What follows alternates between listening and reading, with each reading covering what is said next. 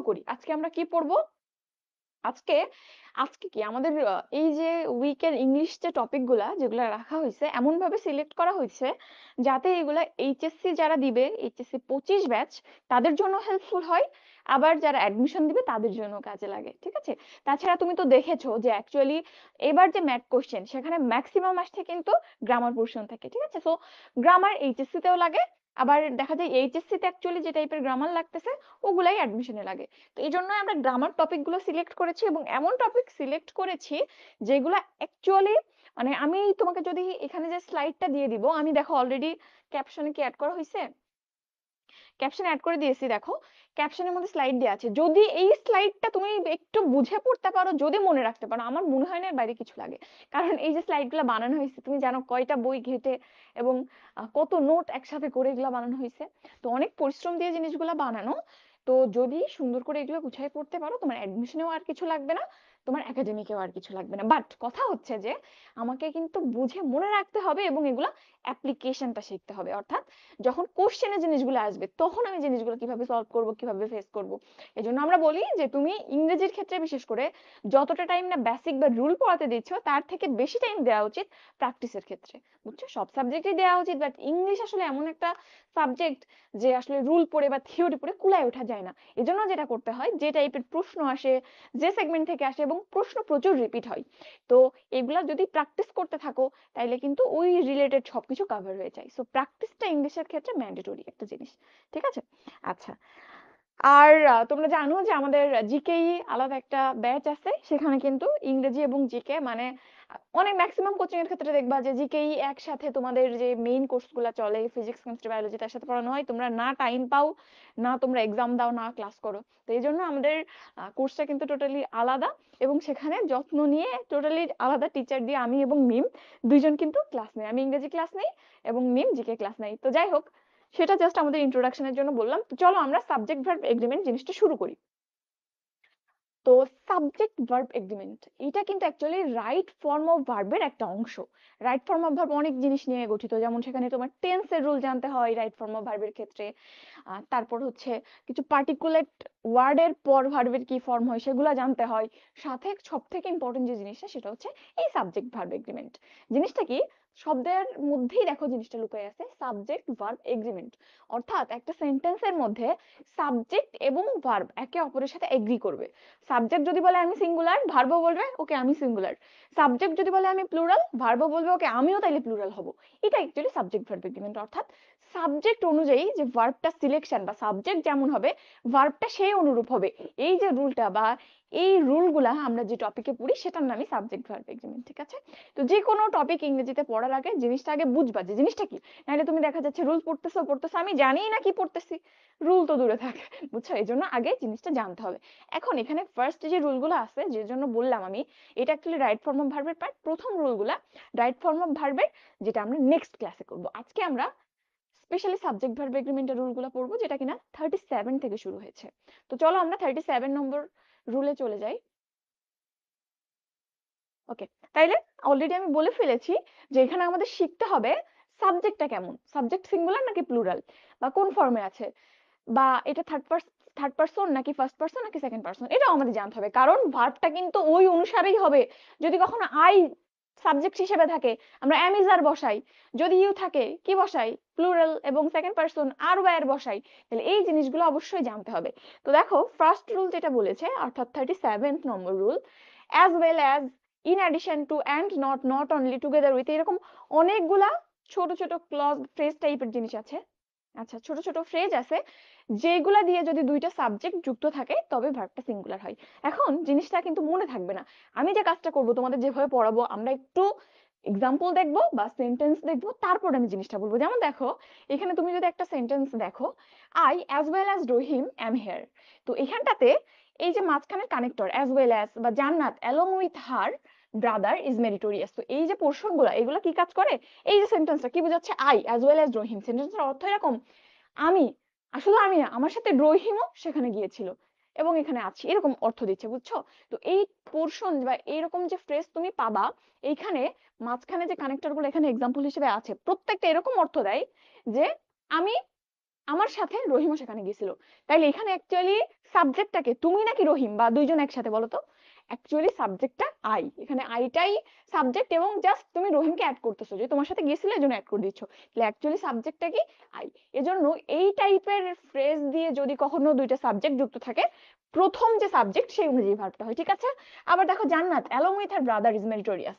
তো এখানে বলতেছে যে জান্নাত মেরিটোরিয়াস, শুধু জান্নাত না, জান্নাতের ভাইও মেরিটোরিয়াস। তাহলে অ্যাকচুয়ালি সাবজেক্টকে কার সম্পর্কে মেইন আমি কথা বলতেছি, মূলত কথাটা হচ্ছে জান্নাতকে নিয়ে। তাহলে ভার্বটা হবে জান্নাত অনুযায়ী, জান্নাত থার্ড পারসন সিঙ্গুলার, তাহলে এখানে ইজ হয়েছে এজন্য, ঠিক আছে? প্রত্যেকটা একই রকম ভাবে অর্থ দেয়। আবার আমি যদি একটা এক্সাম্পল দেই, খুবই ইম্পর্টেন্ট, রহিম, দাঁড়াও,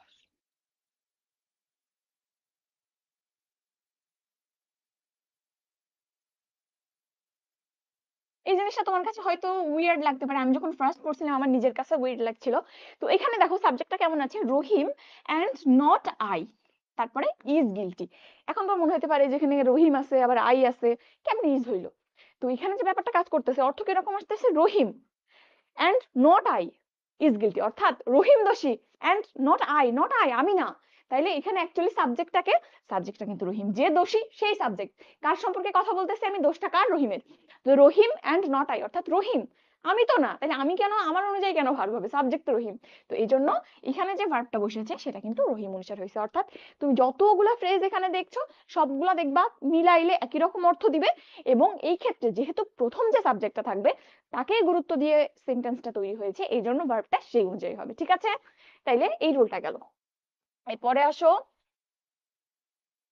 ওকে, এটা কিন্তু ইম্পর্টেন্ট। এতক্ষণ আমরা যে ফ্রেজ গুলা দেখতেছিলাম যে as well as, along with, together with, এই টাইপের ফ্রেজ ছিল, বাট শুধু যদি এন্ড দিয়ে যুক্ত হয়, যেমন এখানে দেখো Saiful and Shamim have done their works. তো এখানে সাইফুল এন্ড শামিম তুমি যখন বলতেছো, বুঝাচ্ছ যে সাইফুল এবং শামিম তাদের কাজ করেছে। এখানে কি তোমার মনে হচ্ছে যে কাউকে বেশি গুরুত্ব দেওয়া হয়েছে, যে সাইফুল কাজ করেছে সাথে শামিমও কাজ করেছে, এরকম কোন অর্থ দিচ্ছে না। তো যখন এরকম দুইটা সাবজেক্ট এন্ড দিয়ে যুক্ত হবে, দুইটা অংশকেই সমান গুরুত্ব দিয়ে দেখা হয় এবং ওই দুইটা মিলেই অ্যাকচুয়ালি এখানে সাবজেক্ট। তাইলে এখানে কি হচ্ছে দেখো, Saiful Shamim third person, but দুইজন যে, তাহলে এটা প্লুরাল নাম্বার। তো এই জন্য যখন এন্ড দিয়ে দুইটা যুক্ত থাকে, এন্ড দিয়ে দুইটা সিঙ্গুলার যুক্ত হোক, দুইটা প্লুরাল যুক্ত হোক, একে একে দুই, আর দুইয়ের বেশি হইলে তো দুই দুই চার ছয় যা হয় হবে। তো সেই ক্ষেত্রে এন্ড দিয়ে যুক্ত দুইটা সাবজেক্টের যদি এরকম স্ট্রাকচার তৈরি হয়, সেক্ষেত্রে ভার্ব প্লুরাল হবে, ঠিক আছে? দুইটা যদি সিঙ্গুলার হয় তাও এক আর এক দুই, যেমন এখানে সাইফুল এবং শামিম দুইজন, তাইলে সেও প্লুরাল। আবার যদি তুমি এভাবে বলতা যে সাইফুল, আমির এন্ড শামিম, সেক্ষেত্রে কি হইতো, তিনজন হয়ে গেছে, সেক্ষেত্রেও কিন্তু প্লুরাল ভার্ব হইতো, ঠিক আছে? তো এন্ড দিয়ে যুক্ত হইলে ব্যতিক্রম, সেইখানে ভার্ব কিন্তু প্লুরাল হবে, ঠিক আছে? ভার্ব প্লুরাল নাম্বারে হবে। ওকে, এরপর আসো, one of, each of, neither of, either of, এইগুলো থাকলে আমরা ভার্বটা কিরকম করব। দেখো, অন অফ মানে কি, একজন। অন অফ দ্য বয়েজ হইতে পারে, অন অফ দ্য স্টুডেন্টস হইতে পারে। তো এই যে স্টুডেন্টের মধ্যে একজন, তাইলে কি সিঙ্গুলার, বুঝতে পারছো? নিদার অফ মানে কেউ না। আরে ভাই, এক যদি সিঙ্গুলার হয় কিচ্ছু না, তার মানে কি আরো বেশি সিঙ্গুলার, তাইলে সেটাও কিন্তু সিঙ্গুলার। আবার যদি ইদার অফ বলি, ইদার অফ মানে দুইজনের যে কোনো একজন, একজন তো সিঙ্গুলার। তারপর তুমি যদি দেখো the number of, the number of actually সংখ্যা বুঝায়।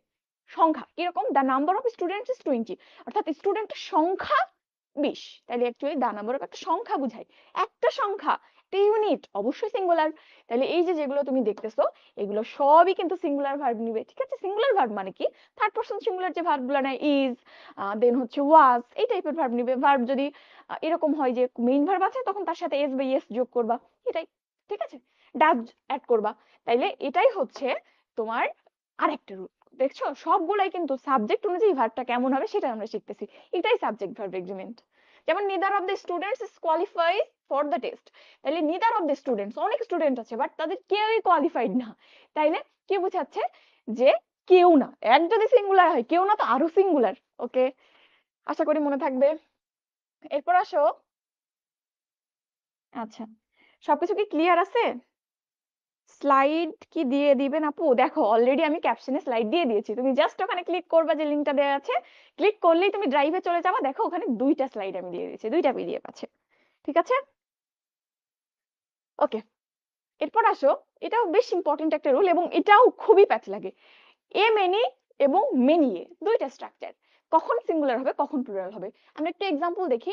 Many a girl is present একটা sentence, R a many girls are present. ঠিক আছে, তো এখানে অ্যাকচুয়ালি এ মেনি বা মেনি এ দুইটাই কিন্তু অনেক অর্থ দেয়, বাট দুইটার ক্ষেত্রে সামান্য ভিন্নতা আছে। তুমি যখন বলবা এ মেনি গার্লস, তখন অ্যাকচুয়ালি এই এটা তোমার মনে হতে পারে যে আপু গার্লস বলছে, অনেক বালিকা, তাহলে এ কেন হইলো? তো অনেক সময় কালেকটিভ নাউনের ক্ষেত্রে আমরা দেখবা কালেকটিভ নাউনকে সিঙ্গুলার হিসেবে চিন্তা করি। কেন?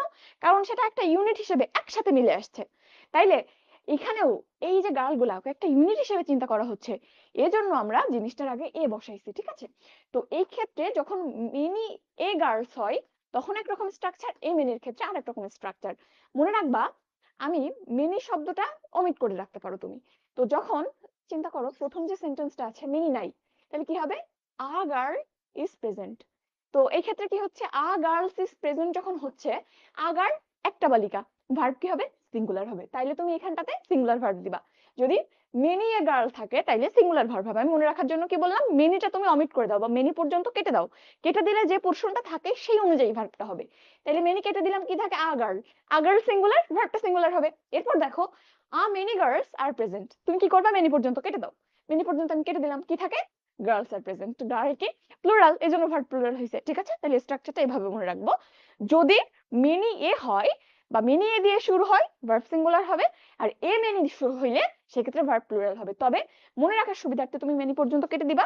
এরপর যে সাবজেক্ট থাকবে সেই অনুযায়ী তুমি কি করবা? সেই অনুযায়ী আমরা ভার্বটা দিব। কিন্তু দুইটার অর্থ কিন্তু একই রকম। ঠিক আছে, এবং এখানে এ কেন ব্যবহার করা হয়? ওই যে বললাম, যেটাকে অ্যাকচুয়ালি একটা ইউনিট হিসেবে চিন্তা করা হচ্ছে, এই জন্য তারা গিয়ে বসেছে। ওকে, এরপর ওই যেটা বলতেছিলাম আ নাম্বার অফ এবং দা নাম্বার অফ, এটা ভেরি ভেরি মাচ ইম্পর্টেন্ট। দেখবা ভার্সিটিতে বিশেষ করে যেখানে ইংরেজির রিটেন থাকে, তারপর গ্রামার থেকে কোশ্চেন বেশি আছে, অহরহ এখান থেকে প্রশ্ন আসে। আ নাম্বার অফ এবং দা নাম্বার অফ। তো আ নাম্বার অফ যেটা, এটা জাস্ট ওই মিনি গার্লস পড়লা না যেটা, একই রকম জিনিস। তো এখানেও আ নাম্বার অফ বলতে বোঝাচ্ছে কিছু সংখ্যক স্টুডেন্ট উপস্থিত আছে, কিছু সংখ্যক, এবং সেটাকে একটা সংখ্যাটাকে একটা ইউনিট হিসেবে দেখাই তোমাকে, একসাথে বোঝাচ্ছে, এজন্য এ বসছে। ঠিক আছে, তো এই ক্ষেত্রে যখন এ নাম্বার অফ থাকবে আমরা ভার্বটা কি করব? প্লুরাল দিব, প্লুরাল। ওকে, কিন্তু যখন দা নাম্বার অফ থাকবে তখন সিঙ্গুলার। তোমাকে দা নাম্বার অফ এর কাহিনী একটু আগেই বললাম। দা নাম্বার অফ যে সেন্টেন্সে থাকবে দেখবা সেখানে একটা স্টুডেন্টের সংখ্যা বোঝাচ্ছে, like the number of students practicing বা participating in the game was 50। তাহলে এই সেন্টেন্সটা কি বোঝাচ্ছে? the number of student, অর্থাৎ এই গেমে অংশগ্রহণকারী শিক্ষার্থীর সংখ্যা কত? 50। সংখ্যা 50। তাহলে এখানে the number of মানে কি? সংখ্যা বোঝাচ্ছে। এজন্য যখনই সংখ্যা উল্লেখ থাকবে তখন কি করবা? সিঙ্গুলার ভার্ব দিবা। আর যখনই আ নাম্বার অফ থাকবে, আ নাম্বার অফ কিন্তু সংখ্যা উল্লেখ করে না, বুঝাই যে কিছু সংখ্যক শিক্ষার্থী অংশগ্রহণ করছে এবং ওই শিক্ষার্থীরাই অ্যাকচুয়ালি এখানটাতে সাবজেক্ট হিসেবে বসছে। ঠিক আছে, তো আমি যেটা মনে রাখতাম সেটা হচ্ছে একই রকম জিনিস, a number of the number of, এখানে এ এখানে দা, এ ছোট দা বড়। তাহলে যে ছোট তার সাথে কি হবে? বড় জিনিস যাবে, অর্থাৎ প্লুরাল ভার্ব যাবে। আর যে বড় তার সাথে কি হবে? ছোট জিনিস দিব আমরা। ঠিক আছে, সাধারণত আমরা কি করি? তেলা মাথায় তেল দিই, যারা আছে তারে বেশি দেই। এখানে উল্টা নিয়ম। এখানে উল্টা নিয়ম কি? যার কম আছে তারে বেশি দিব, প্লুরাল ভার্ব দিব। আর যার বেশি আছে তারে কি দেব? কম দিব। ঠিক আছে, তাহলে এটাও মনে রাখিও। এবং জিনিসটা ওভাবে মনে রাখা যায়, যেখানে সংখ্যা ইন্ডিকেট করা হয়, সংখ্যা বোঝানো হয়, সিঙ্গুলার ভার্ব দেয়, কারণ সংখ্যাটাকেই বোঝানো হচ্ছে। বুঝছো? মানে সাবজেক্টটা কি তুমি যদি একটু চিন্তা করো বুঝতে পারবা। আচ্ছা, এবং খুবই ফ্রিকোয়েন্টলি এই টাইপের প্রশ্ন আসে কিন্তু। আচ্ছা, এরপর আসো, এটাও ভেরি মাচ ইম্পর্টেন্ট, বিসিএস আসছে। আসছে মানে কি, প্রায় আসে এই টাইপের প্রশ্ন। Half of the, part of the, rest of the, most of the, তারপরে 1/3, 2/3, এই টাইপের যত ফ্রেজ থাকুক না কেন, এর পর যে সাবজেক্টটা থাকবে বা এর পর যে নাউনটা থাকবে সেই অনুযায়ী ভার্বটা হবে। তাইলে এক্সাম্পল দেখো, এক্সাম্পল দেখা অ্যাকচুয়ালি সব থেকে সহজ। 2/3 of the children are present. দেখো ভার্বটা আর হইছে। 2/3 of the water has been flown, এখানে আর হয়েছে, এখানে হ্যাজ হইলো কেন? স্ট্রাকচার তো একই রকম। তো কি বললাম, যে এরকম সংখ্যাবোধক কোনো ফ্রেজ, যেমন হাফ অফ, অর্ধেক, রেস্ট অফ, বাকিগুলা, এরকম সংখ্যাবোধক কোনো ফ্রেজ যদি থাকে, তাইলে এর পরবর্তী যে সাবজেক্টটা থাকবে, এখানে পরবর্তী সাবজেক্ট চিলড্রেন, প্লুরাল না? ইয়েস। এখানে দেখো ওয়াটার, আনকাউন্টেবল যে কোনো নাউনই সিঙ্গুলার, তাহলে ওয়াটার কি? অবশ্যই সিঙ্গুলার। তাইলে দেখো প্রথমটাই সাবজেক্ট বা এখানে নাউনটা প্লুরাল, ভার্ব প্লুরাল। দ্বিতীয় ক্ষেত্রে ওয়ার্ক সিঙ্গুলার, এই জন্য ভার্ব সিঙ্গুলার। ঠিক আছে, এটাই হচ্ছে এর রুল। দেখো 1/3 2/3 প্রচুর পরিমাণে আসে বিসিএস, একটু পরে বিসিএস কোশ্চেন খুলবো দেখবা চলে আসছে। ওকে, তাইলে এরকম সংখ্যাবোধক ফ্রেজের পর সাবজেক্ট অনুযায়ী বা পরের নাউন অনুযায়ী আমরা ভার্বটা সিলেক্ট করব। তবে এখানে একটা মজার জিনিস আছে, সেটা হচ্ছে একটু খেয়াল করবা, তুমি যখন ওয়ান THIRD, এটা বিসিএস এভাবে একটু প্যাচ দিয়ে দিছিল, 1/3 বলছো, বাট তুমি যখন টু দিবা, টু এর পরে কি থার্ড হবে? টু এর পরে কিন্তু থার্ডস হবে, ঠিক আছে? এই জিনিসটা একটু খেয়াল রাখিও, যে এখানে যদি ওয়ান থাকে তবেই এখানে ফোর্থ হোক বা থার্ড হোক বা সেকেন্ড হোক বা ফিফথ হোক, এইখানটা সিঙ্গুলার হবে। বাট যদি এখানে টু বা থ্রি হয়, তাহলে কিন্তু এই জায়গাটাই যে পরের অংশটা থাকবে, 1/3, 2/4 বা যেভাবেই তুমি বলো না কেন, পরের পোর্শনটা কিন্তু প্লুরাল হবে। এই জিনিসটা খেয়াল রাখিও, বিসিএস এ কিন্তু এই সূক্ষ্ম পরিবর্তন করে একবার প্রশ্ন এসেছিল। বুঝছো মানে আমি কি বলছি? অন অন কি হবে? সিঙ্গুলার। তাহলে এর পরবর্তী যে সাবজেক্ট বা যে নাউন নাম্বারটা থাকবে, নাউনটা থাকবে, সেটা সিঙ্গুলার হবে। এই জন্য অনের পরে থার্ড বসছে, টু কি প্লুরাল, এই জন্য এর পরবর্তীতে থার্ড বসবে না, এর প্লুরাল ফর্ম বসবে, থার্ডস বসবে। ঠিক আছে, জিনিসটা খেয়াল রাখিও। এটা আমি লিখে দিয়েছি যদিও ওখানে। এরপর আসো, হ্যাঁ এই জিনিসটাও, এটাও বেশ ইন্টারেস্টিং। আচ্ছা, সবকিছু ক্লিয়ার আছে? শুনতে পাচ্ছ তো? আচ্ছা, ইংরেজি নোট করার নিয়ম কি অ্যাডমিশনের জন্য? আমার মনে হয় একটা ভালো একটা বই হাতের কাছে রেখে ফেলো। তার কারণ অ্যাডমিশনে আসলে এত পড়া, এত ঝামেলা, আমার মনে হয় না তুমি নোট করার সুযোগ পাওয়া। নোট করার সুযোগ কি পাওয়া যায় বলো? পড়েই তো কুল পাওয়া যায় না। আমি নিজেও আমার বই দাগাই দিছে, আমার কোশ্চেন দাগাই দিছে, আমার খাতা দেখে দিছে, সব আমার বাবা করছে। মানে বাবা থাকতো দূরে, তারপরও ছুটি হইলে ফ্রাইডেতে বা থার্সডেতে চলে আসতো, এসে সব কাজ আমি বাবাকে দিয়ে করাইছি। আমি বই দাগানোর সময় পাই না, তুমি নোট করার সময় কেমনে পাবা? তবে যদি পার্সোনালি এমন মনে হয় আমি নোট না করে পড়তে পারি না, সেটা করতে পারো। বাট আমার সাজেশন হবে, আমি আশা করবো যে তোমার যে কোচিং এ যেখানে ক্লাস করো, তারা তোমাকে সুন্দর করে, আমি যেমন স্লাইডটা আমার ব্যাচে যারা আছে সবাইকে কিন্তু স্লাইডটা প্রোভাইড করবো। বা যাই যে টপিকে পড়াই না কেন, আমাদের একটা বই আছে, আবার আমরা স্লাইডটাও দিয়ে দিই। হাতে যেটুকু লিখে সেটুকু হয়তো খাতাটাতে টুকে নোট করে আমি দিয়ে দিই তাদেরকে। তো সে বা কোচিংটা তোমাকে গুছাই দিবে। আরেকটা কাজ করতে পারো, একটা বই রাখতে পারো, বইটা গুছাই তুমি পড়তে পারো, যদি টিচাররা ঢালাও ভাবে পড়ায় যায়। ঠিক আছে, আশা করি আমার কথা বুঝছো। আচ্ছা, 37 থেকে আমি শুরু করেছি, কারণ প্রথম পোর্শন যেগুলো আছে এগুলো অ্যাকচুয়ালি রাইট ফর্ম অফ ভার্বের, যে ক্লাসটা আমাদের নেক্সট দিন। ওকে, তো চলো আমরা পরবর্তী রুলে যাই। পরবর্তী রুলে কি বলছে দেখো, বোথ, ফিউ, ফিউয়ার, সাম, সেভারাল, আদার, এগুলার সাথে সিঙ্গুলার ভার্ব যাবে নাকি প্লুরাল ভার্ব যাবে বলো? দেখতেই পাচ্ছ, বোথ মানে কি উভয়ই। উভয় মানে কি দুইজন, না হইলে কি উভয় বলে না? তাহলে দুইজন অবশ্যই প্লুরাল। ফিউ মানে কি? ফিউ মানে অল্প সংখ্যক, বাট একের থেকে বেশি কিন্তু। এক তো নিশ্চয়ই না ফিউ মানে। ফিউয়ার মানে তুলনামূলক কম, সেটা অবশ্যই একের থেকে বেশি। সাম মানে বেশ কিছু সংখ্যক, অবশ্যই একের থেকে বেশি। সেভারাল মানে সার্টেইন নাম্বার, অবশ্যই একের থেকে বেশি। আদার, আদার্স, তারপরে দ্য রেস্ট, সবকিছু কিন্তু অ্যাকচুয়ালি একের থেকে বেশি বুঝায়। তুমি অর্থ দিয়ে বুঝতে পারছো। তো একের থেকে বেশি মানে ওই প্লুরাল, তাহলে ভার্ব কেমন নেবে? ভার্বও প্লুরাল নিবে। তাইলে এই যে ওয়ার্ড গুলো আছে, এরপরে যদি কোনো ভার্ব ব্যবহার করতে হয়, আমাদের অবশ্যই প্লুরাল ভার্ব ব্যবহার করতে হবে। যেমন both of my pencils dash N eraser have an eraser, আমার প্রত্যেকটা পেন্সিলের বা উভয় পেন্সিলের, তোমার কাছে দুইটা পেন্সিল আছে, দুইটা পেন্সিলের একটা করে ইরেজার আছে। ঠিক আছে, বাট এখানে যদি বোথ না থেকে এভরি থাকতো, কি করতে বলো তো একটু? ধরো এই সেন্টেন্সটা এভাবেই আছে, এরকম আছে, every every of my pencils বা মাই এভরি পেন্সিল বা every pencils dash N eraser. Every থাকলে তুমি কি করতে বলো? বোথ থাকলে না হয় তুমি প্লুরাল ভার্ব দিতা, যদি এভরি থাকতো কি করতা দ্রুত জানাও। আচ্ছা, ক্লাসগুলোর উপরে আসলে ফ্রি ক্লাস তো, এক্সাম যদি আমরা নেইও, খুব সুন্দর করে অর্গানাইজ করে আমরা রেজাল্ট দিতে পারবো না রে। এই জন্য আপাতত এক্সাম নিতে পারছি না, তারপর আমি একটু টিমের সাথে কথা বলে দেখবো, যদি পসিবল হয় এক্সাম নিব। আচ্ছা,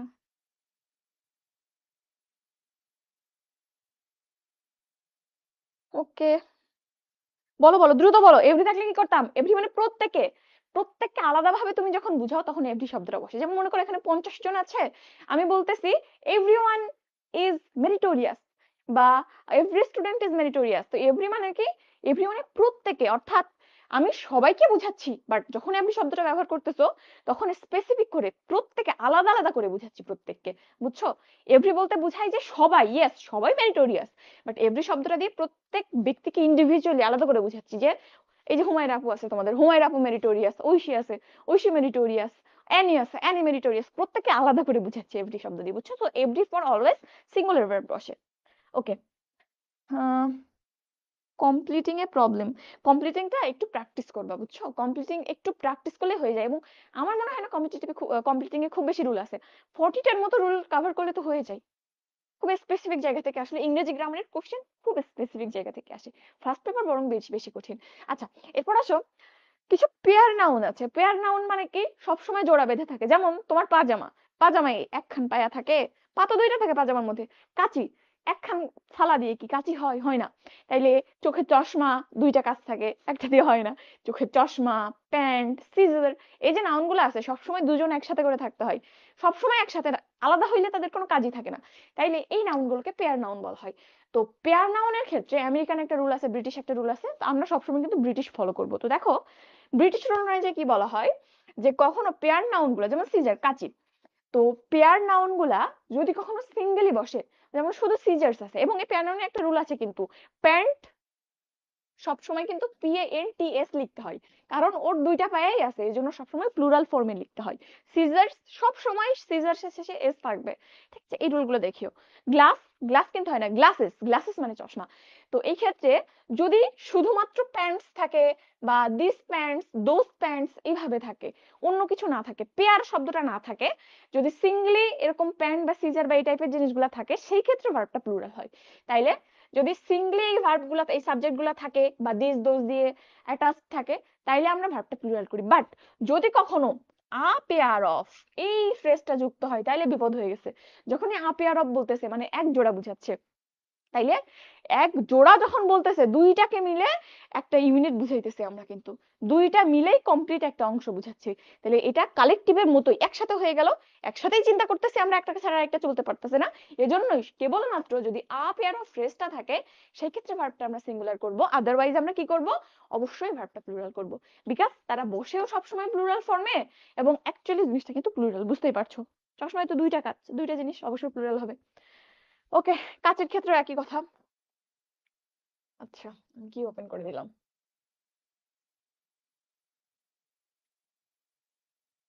ওকে, এরপর আসো পরবর্তী অংশে যাই।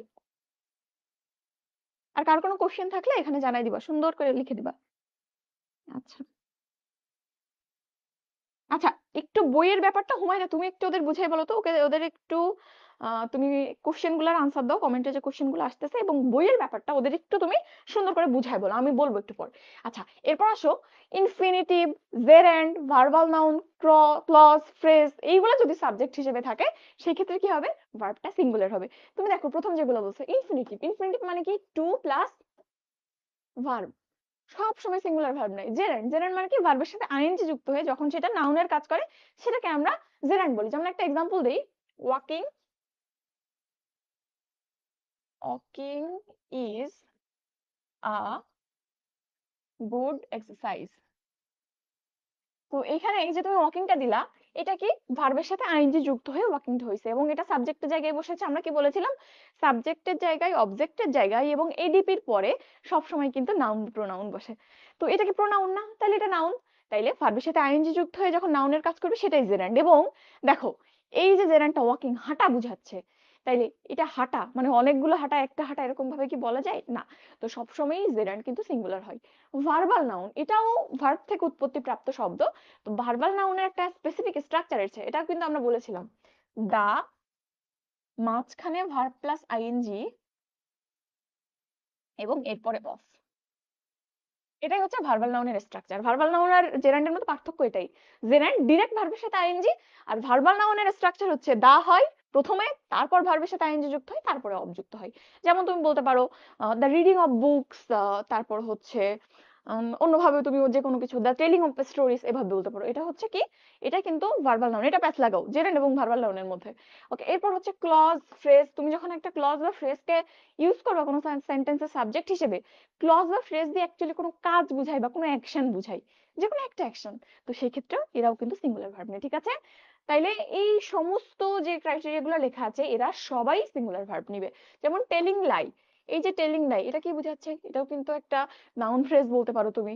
নাউন ফ্রেজ কেন, আমরা নাউন ফ্রেজ কিভাবে চিনি দেখো, অন্য জায়গায় চলে যাচ্ছি। নাউন ফ্রেজকে আমরা এভাবে চিনবো যে কোনো ফ্রেজকে যদি ইট দিয়ে রিপ্লেস করা যায়, সেটা নাউন ফ্রেজ। তাহলে এখানে তুমি ইট লিখতে পারো না টেলিং লাই এর জায়গায়, it is a great sin অবশ্যই লিখতে পারো, তাহলে এটা কিন্তু নাউন ফ্রেজ। ঠিক আছে? তাইলে যেহেতু এটা একটা ফ্রেজ, সেই ক্ষেত্রে আমরা কি করব, সেই ক্ষেত্রে সিঙ্গুলার ভার্ব দিয়ে দেবো। এটাই নিয়ম, যদিও খুব একটা যে ঝামেলার জিনিস তা না, তুমি এমনি পেরে যাবা। ওকে, এরপর আসো, নিম্নোক্ত যে নাউন ফ্রেজ গুলো আছে তারা সবসময় সিঙ্গুলার ভার্ব গ্রহণ করে। তো আমি একটু আগে তোমাকে যেটা বলতেছিলাম যে কালেকটিভ নাউন কি, যে অনেকগুলো জিনিস বা অনেকগুলো প্রাণী বা অনেকগুলো বস্তু একসাথে মিলে যখন একটা গুচ্ছ হিসেবে, একক গুচ্ছ হিসেবে চিন্তা করা হয়, তখন সেটাকে আমরা কালেকটিভ নাউন বলি। যেমন ফুলের তোড়া হইতে পারে, অনেকগুলো ফুল আছে, অনেকগুলা, মনে করো এখানে হাঁস মুরগি আছে, আমি বলতেছি সেটাকে পোল্ট্রি। আবার অনেক গরু, অনেক ছাগল একসাথে আছে, সেটাকে বলতেছি ক্যাটল। তো এই যে শব্দগুলা বা এই যে কনসেপ্ট গুলা, এগুলাই অ্যাকচুয়ালি কালেকটিভ নাউন, এবং এগুলাকে একটা ইউনিট হিসেবে চিন্তা করা হয় বলেই আমরা এখানে এটাকে সিঙ্গুলার হিসেবে চিন্তা করি, ভার্ব নাই সিঙ্গুলার। যেমন আমি তোমাকে যদি বলি, আমি তোমাকে একটা ফুলের তোড়া দিলাম, তো এই যে ফুলের তোড়া আমি তোমাকে দিলাম, তুমি কি বলবা আপু আমাকে অনেকগুলো ফুল দিছে? না, তুমি মানুষকে বলবা আপু আমাকে ফুলের তোড়া দিছে। ঠিক আছে? তো এই যে এটাকে আমরা একক ইউনিট হিসেবে চিন্তা করতেছি, সো যেহেতু এটা একটা ইউনিট, তো অবশ্যই একটা জিনিস, একটা ইউনিট সিঙ্গুলার ভার্ব নিবে। প্রত্যেকটা জিনিস একই রকম। প্রাইড অফ লায়ন্স, তো প্রাইড অফ লায়ন্স মানে কি, সিংহর দল। তারপরে স্কুল অফ ফিশ, মাছের দল। তো এইগুলা আমরা যখন পার্টস অফ স্পিচ পড়ছিলাম তখন কিন্তু দেখেছিলাম, এবং পার্টস অফ স্পিচ এর ক্লাসটা মেডিলোজির ইউটিউব চ্যানেলে অলরেডি আপলোড করা আছে, বেসিক পার্টস অফ স্পিচ, অর্থাৎ 8 প্রকারের যে ক্লাসিফিকেশন এবং তার রিলেটেড কিছু জিনিসপত্র। ওটা কিন্তু একটা ক্লাস দেয়া আছে তোমাদের, সম্ভবত ক্লাসটা 4 ঘন্টার মতো, 3.5 ঘন্টা বা 4 ঘন্টা। একটু দেখে নিও, তাহলে এই জিনিসগুলো বুঝবা যে কোন কালেকটিভ নাউনের সাথে আমরা কোন বা ফ্রেজাল কালেকটিভ নাউন গুলো কিভাবে ব্যবহার করা হয়। এখানে কিন্তু স্কুল অফ লায়ন্স বললে হইতো না, বা প্রাইড অফ ফিশ বললে হইতো না। এগুলো একটু মনে রাখতে হবে, ঠিক আছে? তো এই যে ফ্রেজগুলো এখানটাতে আছে, সবার সাথে সিঙ্গুলার ভার্ব যাবে। যেমন a herd of cattle dash breaking হবে, অবশ্যই এটা একটা ইউনিট হিসেবে চিন্তা করতেছি, এজন্য এখানে ইউজ হবে। ঠিক আছে? তাহলে ফ্রেজগুলো মনে রাখতে হবে, এবং মনে রাখতে হবে এরা সবাই একটা ইউনিট হিসেবে কাজ করে, এজন্য সিঙ্গুলার এবং সিঙ্গুলার ভার্ব নিবে। ওকে, এরপর একটা জিনিস আছে খুবই ইম্পর্টেন্ট, মাল্টিটিউড অফ নাউন। কি জিনিস? MULTITUDE, multitude of noun. তো এই জিনিসটা অ্যাকচুয়ালি কালেকটিভ নাউনের ক্ষেত্রে প্রযোজ্য। যেমন মনে করো আমরা মেডিলজির 20 জন সদস্য এখানে মিটিং করতে বসছি। তো ইনিশিয়ালি সবাই একরকম কথা বলতেছি যে না ঠিক আছে, আমাদের কোর্স ঠিক মতো চলতেছে, সবকিছু পারফেক্টলি চলতেছে। তো সবাই একমত আমরা তখন। তো তখন কিন্তু তুমি আমাদের টিমটাকে একটা ইউনিট হিসেবে চিন্তা করতে পারো। ঠিক আছে? একটু পর দেখবা যে কোনো একটা জায়গাতে মনে করো ঝামেলা লাগছে। হয়তো আমার ক্লাসে একটু সাউন্ড কম শোনা যাচ্ছে। তো একটা গ্রুপ বা সেখানে 20 জনের 5 জন বলতেছে কে নিশাত আপুকে বাদ দিয়ে দাও, কারণ ওনার ভয়েস ঠিক মতো শোনা যায় না। আর বাকি 15 জন বলতেছে না আপু থাক, আপু অনেকদিন ধরে আছে, আপু আর কিছুদিন থাক, এমবিবিএস টা পাস হয়ে যাক, তারপর আপু চলে যাবে। তো এই যে যখনই এই মতবিরোধ তৈরি হয়ে গেল, তখন কিন্তু গ্রুপ বা কালেকটিভ নাউনের যে কনসেপ্টটা বলছিলাম, সবাই মিলে একটা ইউনিট ওই হিসেবে কাজ করতেছে না, 5 জন একটা দল হয়ে গেল, 15 জনে আরেকটা দল হয়ে গেল। তো যখন কিনা কালেকটিভ নাউনের এরকম একটা কনসেপ্ট তৈরি হবে, যেখানে একটা গ্রুপের মধ্যে আবার গ্রুপিং তৈরি হবে। আওয়ামী লীগের মধ্যে, ছাত্রলীগের মধ্যে ছিল না, ওদের মধ্যে মারামারি কাটাকাটি লেগে যাইতো দুইটা গ্রুপের মধ্যে, বা আরো গ্রুপ থাকতো তার মধ্যে। তো যখনই কালেকটিভ একটা নাউনের মধ্যে এরকম মতবিভেদ তৈরি হবে, তখন কিন্তু জিনিসটা আর সিঙ্গুলার থাকবে না, তখন কিন্তু সেটা প্লুরাল হয়ে যাবে এবং প্লুরাল ভার্ব নিবে। তো এই কালেকটিভ নাউনগুলোর প্লুরালিফিকেশন বা প্লুরাল হয়ে যাওয়ার ঘটনাকে আমরা মাল্টিটিউড অফ নাউন বলি। জিনিসটা বুঝছো? ওটাই এখানে লেখা আছে, দেখো।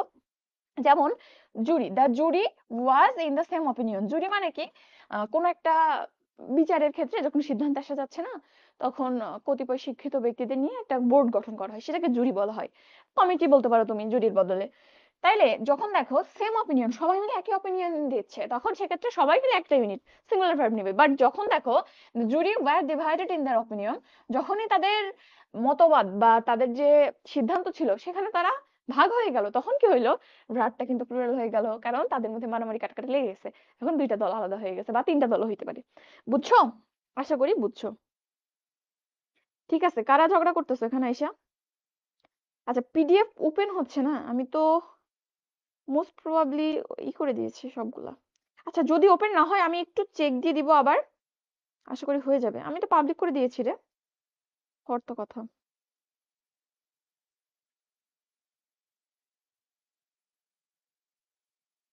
আচ্ছা, আচ্ছা, এখানে কেন ঝগড়া করতেছো বলো তো? কি হইতেছে? কোন টপিক পড়াই? সাবজেক্ট ভার্ব এগ্রিমেন্ট পড়াচ্ছি আমরা। এভাবে বলতে হয় না, শোনো। যখন কেউ একটা প্রশ্ন করবে, তার বুঝতে প্রবলেম হইতেই পারে, পারে না? অবশ্যই হইতে পারে। তো একটু আমরা সবকিছুর ব্যাপারে টলারেন্ট হব। আচ্ছা, যাই হোক, বাদ দাও, এগুলো বাদ দাও। তবে কখনোই এমন কোনো কথা বলা উচিত না যাতে অপোজিট যে পার্সন আছে সে হার্ট হইতে পারে। বুঝছো? নিজের ভালো ইমপ্রেশনের মতো দামি জিনিস আর কিচ্ছু নাই দুনিয়ায়। নিজে ভালো থাকবা, দেখবা জগৎ ভালো এবং তুমি সবসময় সমাদৃত। আচ্ছা, ঠিক আছে, বাদ দাও। আমরা সাবজেক্ট ভার্ব এগ্রিমেন্ট পড়ছি। এরপর আসো আমরা পরের রুলে যাই। ওকে, এটা সবাই কিন্তু জানো যে কখনো যদি কোনো সেন্টেন্সের ক্ষেত্রে ওয়ান কে আমি সাবজেক্ট হিসেবে ব্যবহার করি, এরপর আর ওয়ান ছাড়া অন্য কিছু বসানো যায় না, হিজও বসানো যায় না, হারও বসানো যায় না। যেমন আমি যদি বলি one should be careful about dash duty, এখানে তুমি যদি হিজ বলো ভুল হয়ে যাবে, কারণ অন মানে অনই। ওয়ান মানে আইডিয়ালি আমরা যে কোনো একজনকে, হয়তো এখানে তুমি বুঝতে পারতেছো যে একজনের উচিত তার ডিউটি পালন করা, তো অন বলতে একজন বোঝাচ্ছে, বাট এভরিডে যেমন সবাইকে বোঝানো হচ্ছিল, আইডিয়ালি কিন্তু অন দিয়ে দুনিয়ার সবাইকে বোঝানো হয় যে সবার সবার দায়িত্ব পালন করা উচিত। তো যাই হোক, সেটা কথা না, কথা হচ্ছে যে অন যদি সাবজেক্টের জায়গায় ব্যবহার করে ফেলো, বিপদ আছে তোমার।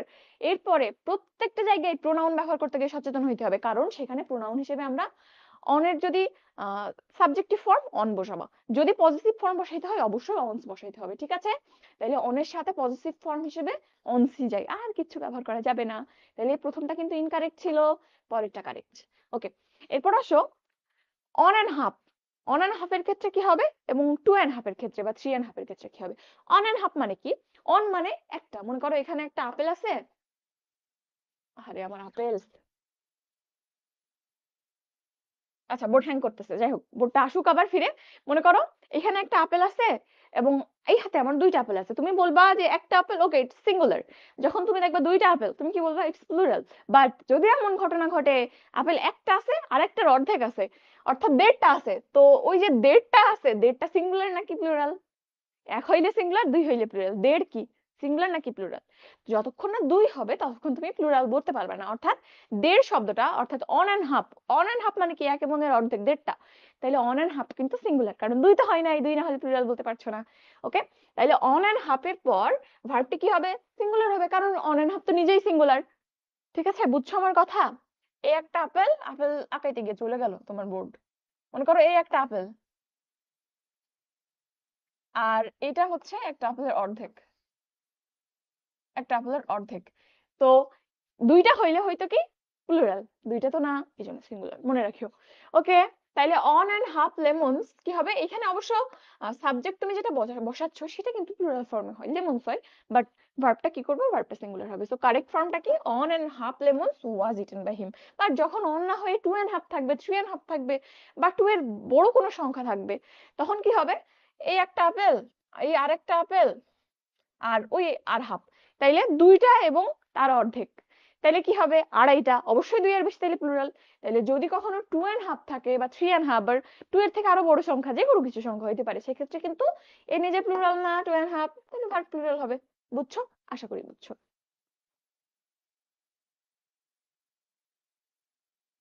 ওকে, এরপর আসো, এটাও ভেরি মাচ ইম্পর্টেন্ট একটা রুল, ভেরি মাচ ইম্পর্টেন্ট। আচ্ছা, কয়েকজন আসো, পূজার সময় প্রেজেন্স খারাপ না। তো দেখো, আমরা অনেক সময় এগুলো নিয়ে অনেক ঝামেলা লাগে, time and tide wait for none, আবার অনেকে লিখবে time and tide waits for none. Slow and steady win the race একজন লিখে, একজন লিখে slow and steady wins the race. Actually জিনিসগুলো কেমন হবে মনে রাখবা, তুমি এখানে এন্ড দিয়ে যে দুইটাকে যুক্ত করতেছো, এটা যদি কোন একটা জিনিসের বৈশিষ্ট্য বুঝাই বা দুইটা পদার্থ বা দুইটা বস্তু বুঝাইতে পারে, যদি এই দুইটা একই সাথে একই জনের মধ্যে আছে এরকম বুঝাই, একই জনের মধ্যে আছে, যেমন এই যে তুমি বলতেছো slow and steady wins the race, তুমি যখন বলতেছো স্লো এন্ড স্টেডি কাকে বোঝাচ্ছে? ওই যে মনে আছে এক খরগোশ আর কচ্ছপ একবার দৌড়ানো শুরু করছিল, এখনো মনে হয় দৌড়াইতেছে, ওরা তো ওদের দৌড়ানো থামে না, বাচ্চাদের বইতে সবসময় ওরা দৌড়াইতে থাকে। তো এখানে স্লো এন্ড স্টেডি কার ধর্মকে বোঝাচ্ছে? ওই কচ্ছপের বৈশিষ্ট্য, সেই স্লো সেই স্টেডি। তাইলে স্লো এন্ড স্টেডি দিয়ে অ্যাকচুয়ালি কচ্ছপের বৈশিষ্ট্য বোঝাচ্ছে, একজনেরই বৈশিষ্ট্য বোঝাচ্ছে, দুইটা একজনের মধ্যেই আছে, এই জন্য কিন্তু এ সিঙ্গুলার ভার্ব নেবে। ঠিক আছে, time and tide wait for none, time একটা জিনিস আর নদীর স্রোত কিন্তু একটা জিনিস, দুইটা কি একই পথ দিয়ে প্রবাহিত হইতেছে না? সো যেহেতু এটা আলাদা জিনিস, ওখানে আবার প্লুরাল ভার্ব হবে। আবার চিন্তা করো, তুমি বলতেছো তুমি বাজার থেকে টুথপেস্ট এবং টুথব্রাশ দুইটা জিনিস কিনে আনছো। তো I bought toothpaste and toothbrush from the market, এরকম একটা সেন্টেন্স আছে। তো ওখানে টুথপেস্ট এবং টুথব্রাশ সিঙ্গুলার নাকি প্লুরাল বলো তো? আবার আমি বলতেছি যে আমি সেহরির পর টুথপেস্ট এবং ব্রাশ দিয়ে দাঁত পরিষ্কার করি, তাহলে এই ক্ষেত্রে এই যে সেকেন্ড সেন্টেন্সটা বললাম যে আমি যখন দাঁত ব্রাশ করি তখন টুথপেস্ট এবং ব্রাশ, এটা সিঙ্গুলার নাকি প্লুরাল? তো মনে রাখবা, যখন তুমি ইউজ করতেছো তখন কি ব্রাশের মধ্যে পেস্ট লাগাই নিছো, তাইলে ওই দুইটা মিলে একটা জিনিস হচ্ছে, আলাদা করতে পারবা, দুইটাকে বিচ্ছেদ করতে পারবা, আলাদা হিসেবে চিন্তা করতে পারবা? পারবা না। তাইলে তখন এটা সিঙ্গুলার। বাট তুমি যখন দোকান থেকে কিনতেছো, তুমি কি কখনো বলো মা একটা ব্রাশ দেন আর একটু পেস্ট লাগিয়ে দেন, আজকে রাত্রে যে আমি ব্রাশ করবো? তাই করো না। একটা পেস্ট কেনো, একটা ব্রাশ কেনো, দুইটা তুমি আলাদা হাতে ধরতেও পারবা, আলাদা দুইটা জিনিস, তাহলে অবশ্যই প্লুরাল হবে। তাইলে যদি কখনো এরকম কনসেপ্ট আসে যে দোকান থেকে কিনতেছো বা এমন কোনো জায়গায় আছে তোমার টেবিলের উপর পেস্ট আছে এবং ব্রাশ আছে, তাইলে দুইটা আলাদা জিনিস আলাদা হয়ে আছে, তখন সেটা প্লুরাল, দুইটা জিনিস। বাট তুমি যখন ইউজ করতেছো তখন সেটা কিন্তু সিঙ্গুলার। আবার তুমি মনে করো যে ভাতের সাথে তরকারি মেখে খাচ্ছো, তো ভাত তরকারি মেখে যখন খাচ্ছো তখন ওটা সিঙ্গুলার, দুইটা মিলে একটা প্লেটে আছে, একই, দুইজনের সাথে মিলেমিশে একাকার, তাইলে সিঙ্গুলার। বাট তুমি যখন বাজার থেকে চাল কিনতেছো, তরকারি কিনতেছো, কাঁচা তরকারি আর চাল, তখন কিন্তু ওটা সিঙ্গুলার। বুঝছো এই কনসেপ্টটা? সরি, তখন এটা প্লুরাল। তাহলে এখানে দেখো, rice and curry dash my favourite food. Rice and curry তোমার প্রিয় খাবার, ভাত এবং তরকারি। তুমি কি ভাত তরকারি আলাদা করে খাও? নো। তাহলে এই জন্য কিন্তু এখানে আমরা সিঙ্গুলার ভার্ব দিব। ঠিক আছে, দেখো এখানে ওটা লেখা আছে, একটু দেখিও। আবার bread and butter, bread and butter তুমি যখন খাচ্ছ তখন কিন্তু এটা সিঙ্গুলার, ব্রেডের উপর বাটার লাগিয়ে খাচ্ছ। কিন্তু তুমি যখন ব্রেড বাটার দোকান থেকে কিনতেছো, মামাকে বলো যে মামা একটা রুটি দেন, সাথে একটু বাটার মাখাই দেন, অত দাম বাটার তো আমি কিনে বাসায় নিয়ে যেতে পারবো না, একটু মাখাই দেন, আমি বাড়ি যাই গরম করে খাবো, এরকম তো বলো না, তাই না? সো এই কনসেপ্টটাও কিন্তু খুবই গুরুত্বপূর্ণ। ওকে, এরপরে এই আরেকটা রুল আছে, ঝামেলা লাগে। নো এর পর, নো বা নেভার এইগুলার পর সিঙ্গুলার ভার্ব বসবে নাকি প্লুরাল ভার্ব বসবে? তো নো মানে কি? কিচ্ছু না, তোমাকে আমি একটু আগেই বলতেছিলাম, নো বা নান এগুলোর পরে সাধারণত সিঙ্গুলার ভার্ব বসে। কেন বসে? তার কারণ কিন্তু এক মানে সিঙ্গুলার, আর নো মানে কি? কিচ্ছু না, আরো সিঙ্গুলার, তাহলে সিঙ্গুলার ভার্ব বসে। এটাই ছিল ট্র্যাডিশনাল রুল। বাট এখন ওই যে কারা আসছে, আমেরিকানরা আসছে, ইংরেজি একদম ছাটাকাটা করে যেন কি বানাই ফেলতেছে। তো আমেরিকান রুল বলে, যদি তুমি নো বা নট এরপরে সিঙ্গুলার সাবজেক্ট পাও বা সিঙ্গুলার নাউন পাও, সেই ক্ষেত্রে ভার্বটা সিঙ্গুলার করবা, আর যদি প্লুরাল পাও তাহলে কি করবা? ভার্বটা প্লুরাল করবা। এটা হচ্ছে নতুন rule. But as a whole মনে রাখবা, সবকিছুর ক্ষেত্রে, নেভারের ক্ষেত্রেও, নিদারের ক্ষেত্রেও, তারপরে নটের ক্ষেত্রেও, সব জায়গাতে, বা নানের ক্ষেত্রে, সব জায়গাতে একই রুল, যে সাধারণত অ্যাজ এ হোল আমরা কি চিন্তা করব? নান মানে কিচ্ছু না, বা না মানে কিছুই না, তাইলে সিঙ্গুলার ভার্ব দিব। বাট যদি কখনো প্যাচে পড়ে যাও যে আমি সিঙ্গুলার ভার্বটা পাচ্ছি না, তখন মনে রাখবা আমেরিকানরা কাহিনী করছে কি, নতুন কাহিনী, যদি সাবজেক্ট নানের পর সাবজেক্টটা প্লুরাল থাকে, বা প্লুরাল সাবজেক্ট সিঙ্গুলার থাকলে ভার্ব সিঙ্গুলার। তো এখানে দেখো এই আমেরিকান রুলই আছে, নো নিউজ। তাইলে নিউজ কি? তুমি আবার বলিও না যে আপু নিউজ তো প্লুরাল। আরে বাবা, নিউজ তো আনকাউন্টেবল নাউন, আনকাউন্টেবল নাউন যেটা গোনা যায় না, হয়তো সারা জীবনে সিঙ্গুলার। তাইলে নিউজ এই জিনিসটা আনকাউন্টেবল, এজন্য ভার্বটা কিন্তু সিঙ্গুলার হয়েছে। ঠিক আছে, are there no lessons today, lessons পাঠ্যতালিকা, তাইলে লেসন্স এটা কিন্তু প্লুরাল ফর্মে আছে, তাইলে এই যেহেতু প্লুরাল আছে, ভার্বটা প্লুরাল হয়েছে। আশা করি বুঝেছো। এখন আসো আমরা পরের রুলে যাই। ওকে, এরপর এই জিনিসটাও একদম ছোটবেলা থেকে পড়ে আসছো, যে একটা বলতে পারো দা প্রিন্সিপাল এন্ড সেক্রেটারি, আবার the principal and the secretary. তো এখানে জাস্ট মনে রাখবা, দা দুইটা, ভার্ব প্লুরাল। দা যখন তুমি দুইটা বসাচ্ছ, তখন কি দুইটা জিনিস, তার মানে দা প্লাস দা, কয়টা দা? দুইটা দা, তাহলে দুইটা জিনিস কি? প্লুরাল, এই জন্য ভার্বটা প্লুরাল। আর যদি একটা দা থাকে, শুধু দা থাকলে ভার্বটা সিঙ্গুলার হবে। এই কনসেপ্টটা কিভাবে কাজ করে জানো? তুমি যখন বলতেছো যে দা প্রিন্সিপাল এন্ড সেক্রেটারি, এখানে কি বুঝাচ্ছে? যেই প্রিন্সিপাল সেই সেক্রেটারি, দুইজনেরই বা একজন ব্যক্তিরই দুইটা ডেজিগনেশন, যেই প্রিন্সিপাল সেই সেক্রেটারি। তো সম্মান, আমরা যে দাটা ইউজ করতেছি, এটা কিন্তু সম্মান সূচনার্থক দা। তুমি বলিও না যে দা দিয়ে আমরা নির্দিষ্ট করে দিচ্ছি যে ওই বেটাই সেক্রেটারি, ওই বেটাই প্রিন্সিপাল, তা কিন্তু না। এখানে এটা সম্মান সূচনার্থক দা। তো যেহেতু তুমি একজন ব্যক্তিকে বুঝাচ্ছ, তাইলে আমরা প্রিন্সিপালের সেক্রেটারি, একজন ব্যক্তি না, সম্মান একবার করলেই তো হয়, সালাম একবার দিলেই হবে। দুইজন, আর যদি দুইজন থাকে তখন কি হবে? প্রিন্সিপাল যে, সে কিন্তু সেক্রেটারি না, একটা কলেজের যে প্রিন্সিপাল, সে সেক্রেটারি না মনে করো, অন্য আরেকজন সেক্রেটারি, তখন কি হবে? তখন তুমি যখন সেন্টেন্সে লিখবা, তখনও দুইটা দা ব্যবহার করতে হবে। দুজনের সাথে যদি দেখা হয়, তাহলে প্রিন্সিপালকে একবার সালাম দিতে হবে, সেক্রেটারিকে একবার সালাম দিতে হবে। তো সেই সম্মান সূচকার্থে আমরা দা একবার প্রিন্সিপালের আগেও বসাইছি, একবার কিন্তু সেক্রেটারির আগেও বসাইছি। বুঝছো? আশা করি বুঝছো। ওকে, তাইলে যদি কখনো দা দুইটা হয়, তাইলে ভার্বটা প্লুরাল হবে, যেমন the principal and the secretary have resigned. আবার দা প্রিন্সিপাল এন্ড সেক্রেটারি, যেহেতু একবার দা, এজন্যই কিন্তু ভার্বটা সিঙ্গুলার হ্যাজ হয়েছে।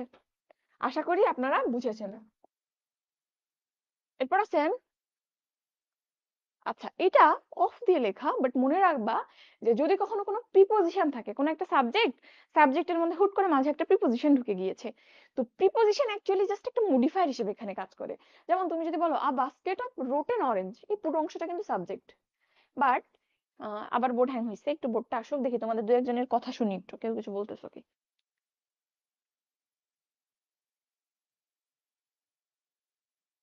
দেখ, আরেকজন বলতেছে আপু বুঝি না, একটু প্রবলেম আছে।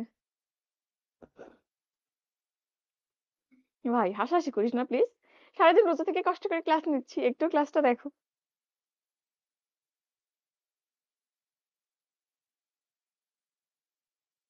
আচ্ছা শোনো, যে কমেন্ট করতেছো, যদি অ্যাকচুয়ালি অ্যাটেনশন পাওয়ার জন্য কমেন্ট করো, তাহলে প্লিজ এটা করিও না।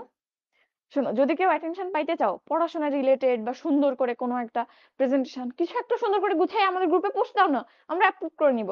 ওখান থেকে অনেক প্রেজ পাবা, অনেক কিছু পাবা। ভাই, কেন এখানে এসে তোমার অ্যাটেনশন পাওয়া লাগে বলো? কে কি করতেছে আমি দেখতেছি না, যদিও সব কমেন্ট আসতেছে না।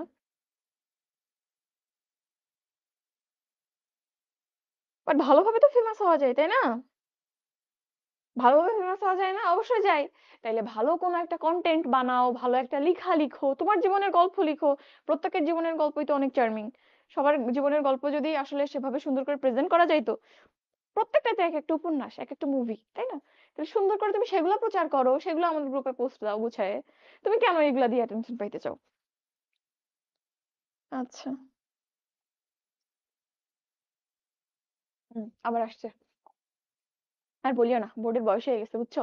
ওকে, তো এরপর যেটা বলতেছিলাম, যে এই ক্ষেত্রে পুরো অংশটা কিন্তু subject, a basket of rotten orange, এই পুরো অংশটাই কিন্তু সাবজেক্ট। এখন সাবজেক্ট আমি বুঝলাম, পুরো অংশটা ভার্ব কি অনুযায়ী নিব? বাস্কেট দেখতেছি একখান, সিঙ্গুলার, আবার দেখতেছি তার মধ্যে কমলা আছে অনেকগুলা, তাইলে অ্যাকচুয়ালি আমরা কি করব? ভার্বটা কোন অনুযায়ী বসাবো? তো এখানে মনে রাখবা, যদি কখনো এরকম কোনো একটা প্রিপোজিশন দিয়ে কোনো একটা ফ্রেজ সেপারেট হয়ে যায়, কোনো একটা সাবজেক্ট সেপারেট হয়ে যায়, সেক্ষেত্রে এর আগের যে পোর্শনটা থাকে এটাই অ্যাকচুয়ালি সাবজেক্ট। ঠিক আছে? তাহলে a singular, verb singular, I plural, verb plural. মনে রাখবা, অফ বা যে কোনো প্রিপোজিশন দিয়ে যদি কোনো সাবজেক্ট ভাগ হয়ে যায়, তাহলে প্রিপোজিশনের আগে যে সাবজেক্ট বা যে পোর্শনটুকু আছে সেই অনুযায়ী ভার্বটা হবে। যেমন এখানটাতে আ বাস্কেট সিঙ্গুলার, দেখো ওয়াজ থ্রোন অ্যাওয়ে হইছে, ওয়াজ হইছে, তাই না? আবার এই জিনিসটা তুমি চিন্তা করো কি বুঝাইছে actually, a basket of protein orange, তাহলে অনেকগুলো পচা কমলা বুঝাইছে নাকি পচা কমলা ঝুড়ি বুঝাইছে? A basket of protein orange মানে কিন্তু বাস্কেট ভর্তি পচা কমলা, তাহলে অ্যাকচুয়ালি বাস্কেটটাকে বুঝাইতেছে। আশা করি এটাও বুঝেছো। ওকে, এরপর আসো, আহ এটা আমরা অলরেডি দেখছি, Rahim and not I wants the book, বা Rahim and not I was guilty, এটা আমি অলরেডি দেখেছি। এরপর আসো, ওকে, এরপর অ্যান্টিসিডেন্ট শব্দটা তোমরা কি শুনেছো? অ্যান্টিসিডেন্ট, অ্যান্টি মানে পূর্বে, সিডেন্ট মানে অবস্থান। তো অ্যান্টিসিডেন্ট মানে কি? পূর্বে অবস্থান। কিসের পূর্বে অবস্থান? প্রশ্ন আসে না যে কিসের পূর্বে অবস্থান? তো কিছু কিছু সেন্টেন্স দেখবা, কিছু কমপ্লেক্স সেন্টেন্সের ক্ষেত্রে আমাদের দুইটা ক্লজ থাকে। এখন ক্লজ ফ্রেজ আবার বুঝাইতে ঝামেলা লাগবে, তো যাই হোক ইজিলি বলি।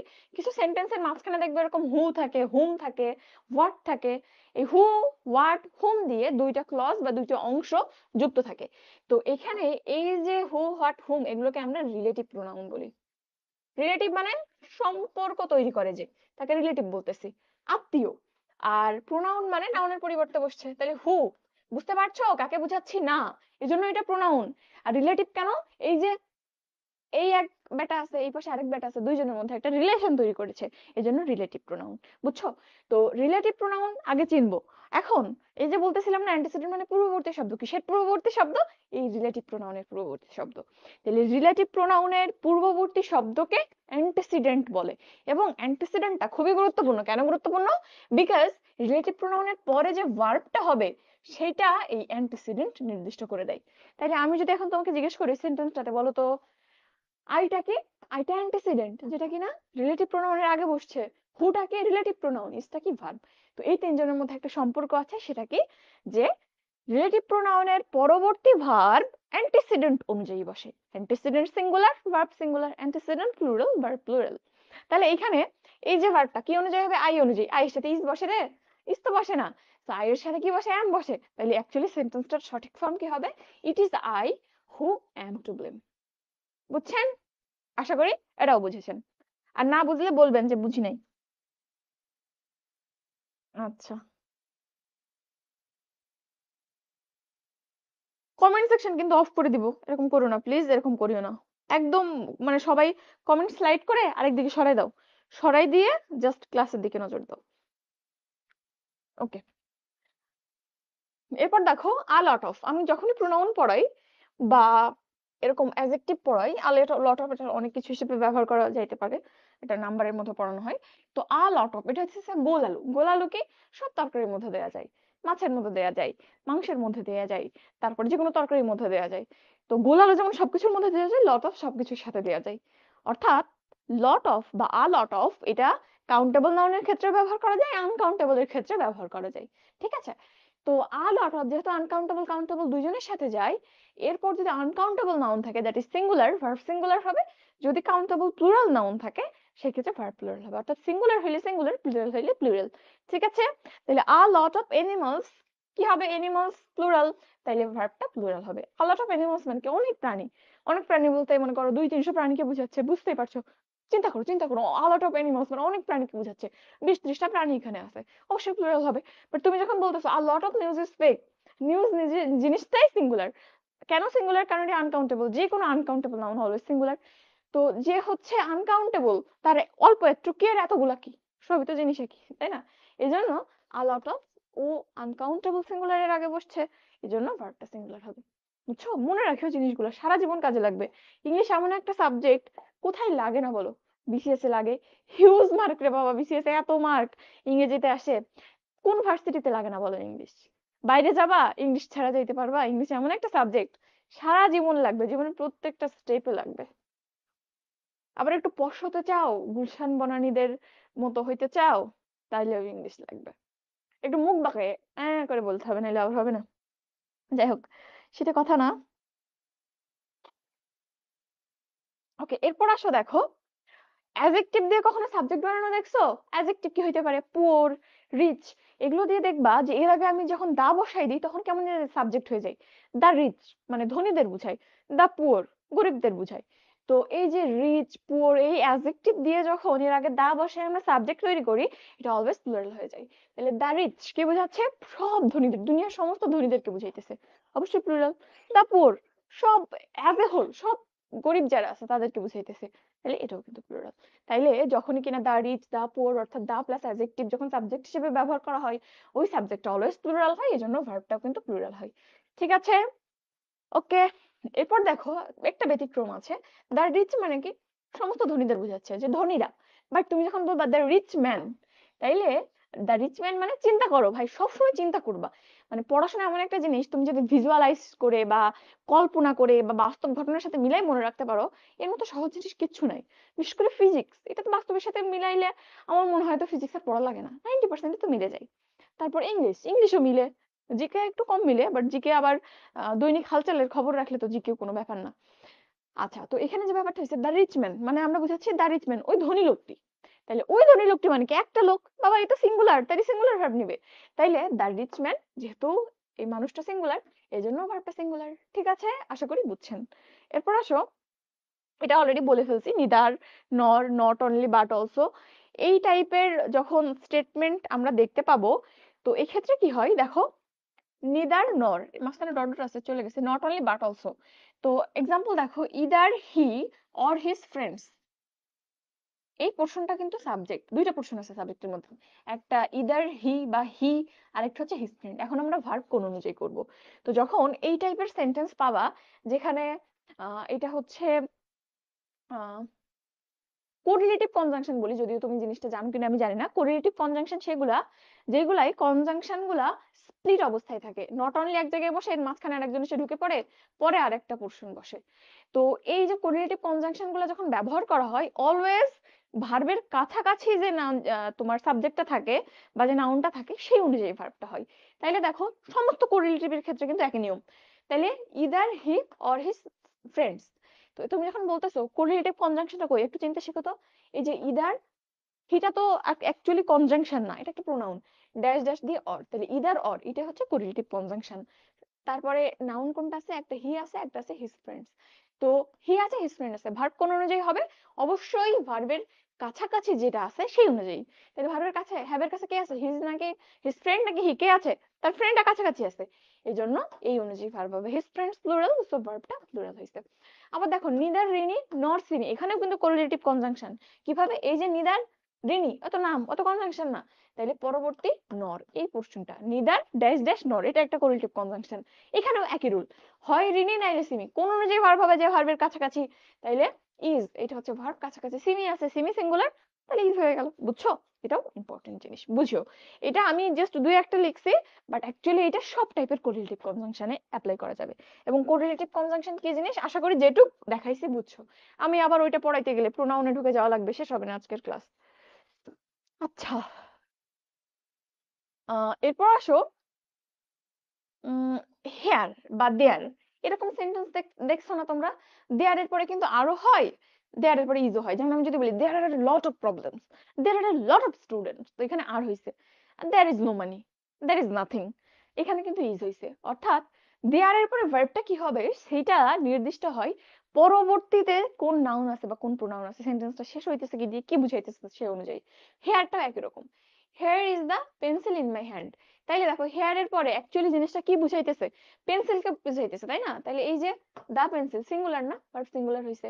আবার দেখো here are those pictures you asked for, those pictures plural না, ভার্ব প্লুরাল হইছে। হেয়ার এবং দেয়ার একই রুল, যেখানে ভার্বের পরের যে নাউন বা প্রোনাউনটা থাকে সেই অনুযায়ী আমরা ভার্বটা বসাবো। ঠিক আছে, এইগুলো খুবই ইজি জিনিস, এগুলো এমনি পারবা তোমরা। এরপরের রুলগুলো খুবই ইজি আছে এবং কিছু রিপিট রুল আমি একটু এক্সপ্লেন করে লিখছি, তো ওই জিনিসগুলা একটু নিজের মতো দেখে নিবা, আমি যতদূর পড়াই নাই ওগুলো দেখাই যাব। আচ্ছা, তো নান অফ তো পড়ছো তাই না? নান অফ অবশ্যই তোমরা পড়েছো। নান অফ এর ক্ষেত্রে কি বললাম? নান অফেও একই রুল। নান মানে কিচ্ছু না বোঝায়, সাধারণত সিঙ্গুলার ভার্ব বসাবা। যদি এমন হয় যে অ্যাকচুয়ালি সিঙ্গুলার ভার্ব তো পাচ্ছি না, তাহলে বাধ্য হয়ে আমাকে প্লুরাল ভার্ব বসাইতে হবে। সেই ক্ষেত্রে আমরা কি করতে পারি? সেই ক্ষেত্রে যদি সুযোগ না থাকে, যদি সাবজেক্ট সিঙ্গুলার হয় বা নাউনটা সিঙ্গুলার হয়, আমি সিঙ্গুলার ভার্ব দিব, প্লুরাল হলে প্লুরাল ভার্ব দিব। ওই রুলটাই এখানে আছে। আচ্ছা, এখন আসো আমরা একটু আগে অ্যান্টিসিডেন্ট দেখছিলাম না? অ্যান্টিসিডেন্টে একটা ব্যতিক্রম আছে। যদি কখনো অ্যান্টিসিডেন্টের আগে দা পারসন শব্দটা উল্লেখ থাকে, তখন এই দা পারসনটা অ্যাকচুয়ালি অ্যান্টিসিডেন্ট হয় না। দা পারসন বলে অ্যাকচুয়ালি দা পারসন বলে কি কিছু আছে না? তো সে একটা সেন্টেন্সে তুমি যখন বলবা দেখো I am the person, the person বলতে অ্যাকচুয়ালি আমাকে বুঝাচ্ছে। তাইলে যখনই অ্যান্টিসিডেন্টটা এমন কিছুকে বুঝাবে যেটা দিয়ে আমি ডিরেক্ট কিছু বুঝতে পারছি না, বরং ওই সেন্টেন্স আরেকজনকে ইন্ডিকেট করবে, তাহলে ভার্বটা এই অ্যান্টিসিডেন্ট অনুযায়ী না হয়ে যাকে বুঝাচ্ছে সেই অনুযায়ী হবে। অ্যাকচুয়ালি দা পারসন তো আই, তাই না? দা পারসন অনুযায়ী হইছে, বাট দা পারসনটা কাকে বুঝাচ্ছে সেটা বের করে নিতে হইলো, তারপর ভার্বটা হইলো। তাহলে এখানে দা পারসন থাকলে আমরা কি করব? পরবর্তী ভার্ব অ্যাকচুয়ালি দা পারসন যাকে বুঝাচ্ছে সেই অনুযায়ী হবে। তাহলে দা পারসনকে আই এম দা পারসন, আমি সেই ব্যক্তি, পারসনটা আমি, তাহলে ভার্ব আমার অনুযায়ী হবে। তাহলে এখানে এই জন্য হ্যাভ হইছে। আবার you are the man, the person the man একই জিনিস। You are the man who dash responsible, তাহলে দা ম্যান দিয়ে কাকে বুঝাচ্ছে? তোমাকে বুঝাইতেছে। তোমার সাথে অ্যামিজারের কে বসে? আর বসে, এজন্য কিন্তু এখানে আর হয়েছে। বুঝছেন? আশা করি বুঝেছেন। ওকে, এরপর আসেন আরেকটা রুল পড়াই আমরা। কতক্ষণ হয়েছে আমাদের ক্লাস? কেউ কোনো কমেন্ট করতেছেন না, আপনারা শুধু মজা করতে কমেন্ট করেন, কোনো প্রশ্ন টশ্ন থাকে না কারো?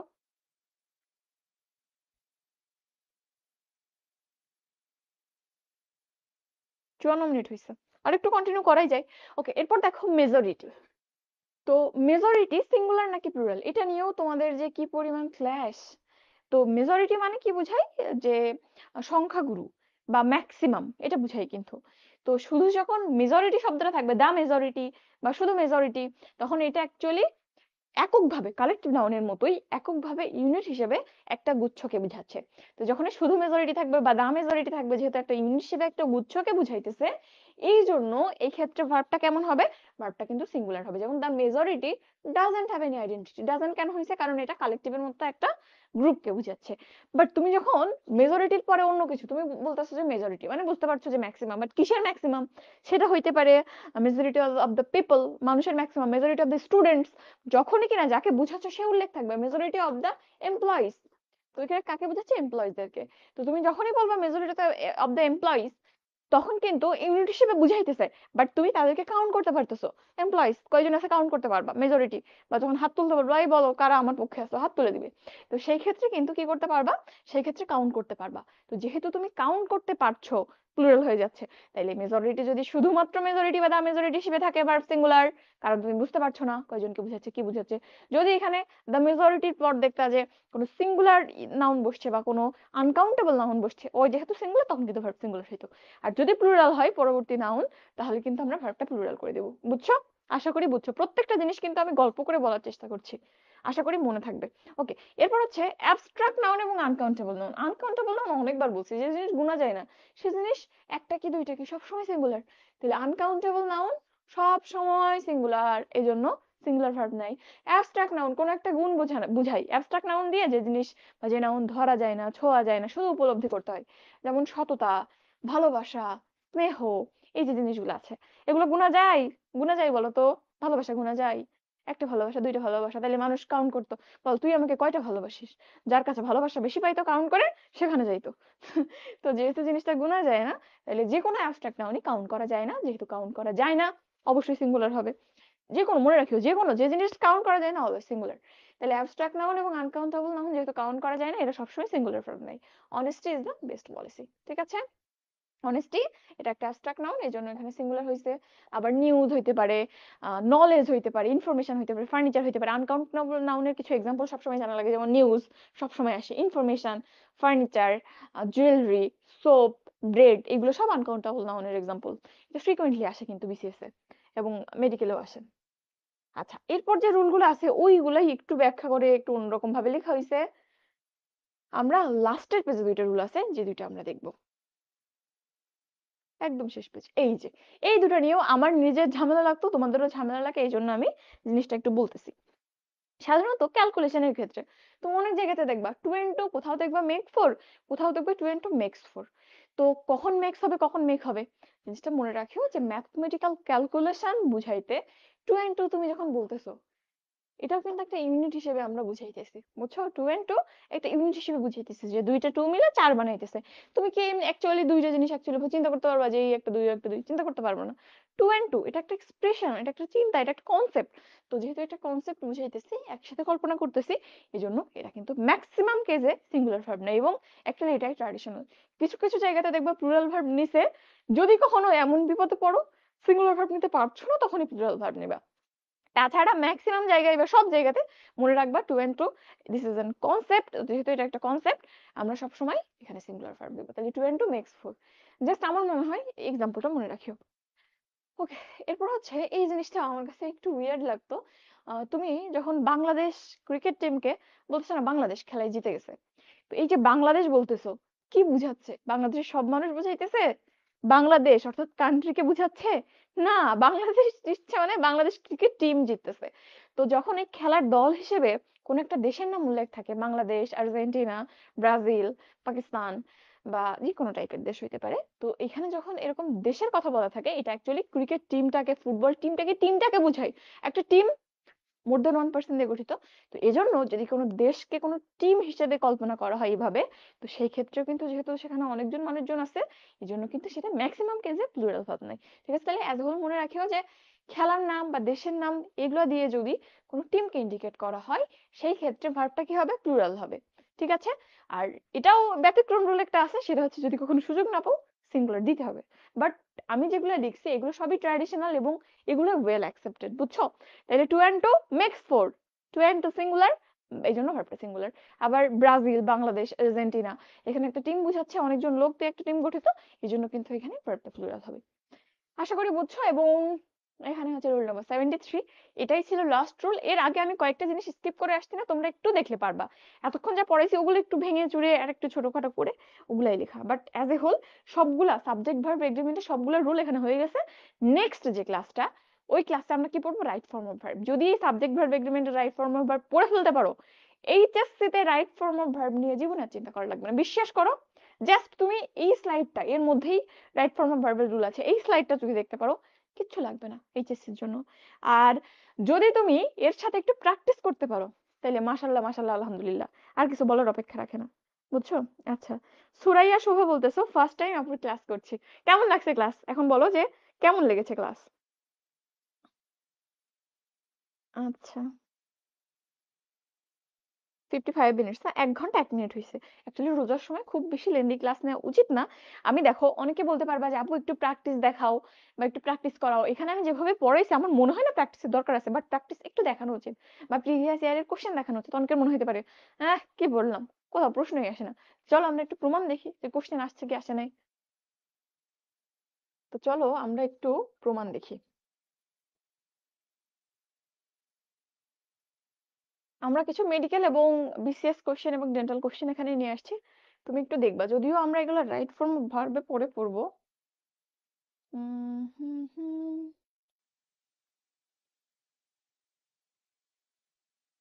এগুলো পারবা, দু একটা কোশ্চেন দেখতে পারো।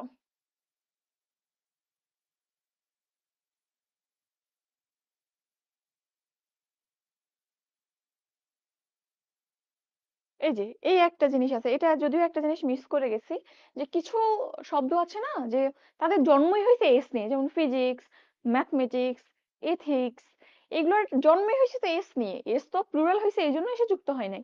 তাই হয়েছে কি না, এদের জন্ম সময় ওর সাথে এস ছিল। তো এই শব্দগুলা অ্যাকচুয়ালি এস আছে but this are not plural, এগুলো সিঙ্গুলার। তো যেহেতু এগুলো সিঙ্গুলার, সিঙ্গুলার ভার্ব নেবে। দেখতে প্লুরাল হইলেও ওরা যেহেতু সিঙ্গুলার, জন্মগতভাবে এস আছে, সিঙ্গুলার সিঙ্গুলার ভার্ব নিবে। এজন্য ম্যাথমেটিক্স, এথিক্স, তারপর হচ্ছে অন্য যে টাইপের শব্দগুলো আছে যেগুলো জন্মগতভাবে এস আছে, সেগুলো সবসময় সিঙ্গুলার ভার্ব নিবে। এটা ওখানে মাঝখানে রুলের মধ্যে লেখা ছিল। তো এজন্য ম্যাথমেটিক্স এর সাথে সবসময় সিঙ্গুলার ভার্ব হবে। অর্থাৎ এখানে উত্তর কি হবে এই প্রশ্নটায়, which one is correct? Mathematics is a subject for study in any school. এটা কিন্তু ম্যাথ 18-19 এর প্রশ্ন। বুঝছো? এরপর আসো, যদিও আমরা যখন রাইট ফর্ম অফ ভার্ব পড়বো আমরা নেক্সট ক্লাসে অনেক প্র্যাকটিস করব। নেক্সট ক্লাস সম্ভবত 22 কি 23 তারিখে, 22 তারিখ আমরা আবার আগামীকাল রাত্রে বের হচ্ছি চিটাগাঙে। আমাদের ডিভিশনাল এক্সাম আছে। যারা এখানটাতে 24 ব্যাচ আছো, যারা 25 ব্যাচ আছো বা 26 ব্যাচ আছো বা 27, 24 থেকে শুরু করে যত পিচ্চি বাচ্চা যত আসতে পারো সবাই কিন্তু চলে আসিও আমাদের কাজেম আলী স্কুল অ্যান্ড কলেজে।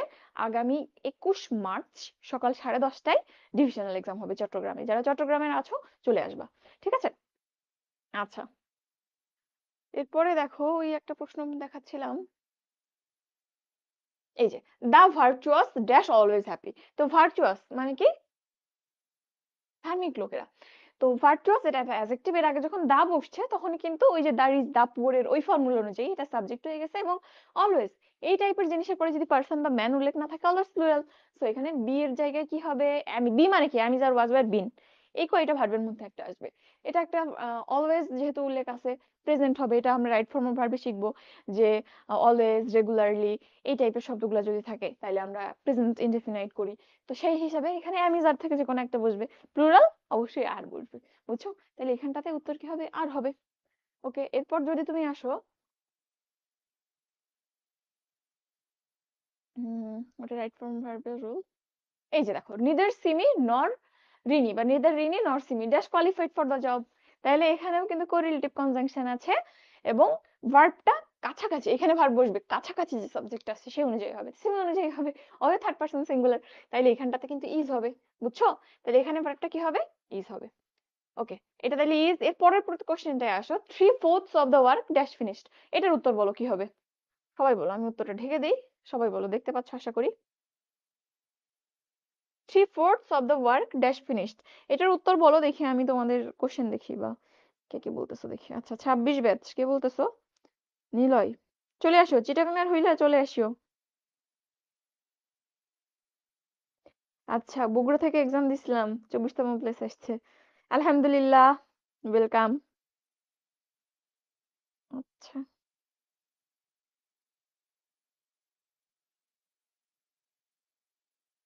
আচ্ছা, এখন থেকে করলে কি বুঝতে পারবো? কি বুঝতে পারার কথা বলছো? আমি ঠিক বুঝি নাই, একটু বলো।